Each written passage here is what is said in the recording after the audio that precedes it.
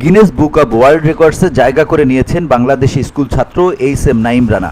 ইংরেজি বর্ণমালার ২৬টি বর্ণ মাত্র ১.৭২ সেকেন্ডে উচ্চারণ করে এই খ্যাতি অর্জন করেছেন তিনি। সম্প্রতি গিনেস বুক কর্তৃপক্ষের স্বীকৃতি সনদ পাওয়ার পর শনিবার সাংবাদিকদের এ তথ্য জানান তিনি। নাঈম নীলফামারীর সৈয়দপুর শহরের কলোনি এলাকার সেনা সদস্য রফিকুল ইসলামের ছেলে।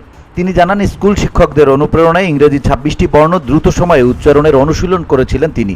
এরপর গিনিস বুক কর্তৃপক্ষের সঙ্গে অনলাইনে যোগাযোগ করা হলে গত ১৬ আগস্ট ভিডিও কলে পরীক্ষাটি গ্রহণ করা হয়। পরবর্তী সময়ে পরীক্ষায় উত্তীর্ণ হন তিনি। নাঈম বলেন, মঙ্গলবার আমার রেকর্ডের স্বীকৃতির সনদপত্রটি প্রদান করা হয়। আগামীতে শরীরে দ্রুত সময়ে স্টিকি নোট লাগিয়ে বিশ্ব রেকর্ড করতে চাই আমি। বর্তমানে ১ মিনিটে শরীরে ৬১টি স্টিকি নোট লাগিয়ে গিনেস বুকের ওয়ার্ল্ড রেকর্ড রয়েছে। আমি সেই রেকর্ড ভাঙতে চাই। জানা যায়, নাঈমের বাবা রফিকুল ইসলাম সৈয়দপুর সেনানিবাসে কর্মরত অবস্থায় পরিবার নিয়ে বসবাস করেন শহরের নিচু কলোনি এলাকায়। নাঈমের জন্ম সৈয়দপুর শহরে। তিনি Saidpur cantonment public school and কলেজে প্রাথমিক থেকে মাধ্যমিকের ৯ম শ্রেণী পর্যন্ত পড়েন। পরে দাদাবাড়ি পঞ্চগড়ের তেঁতুলিয়া উপজেলার ভোজনপুর গ্রামের একটি স্কুলে ভর্তি হন তিনি। VOD Bangla news desk.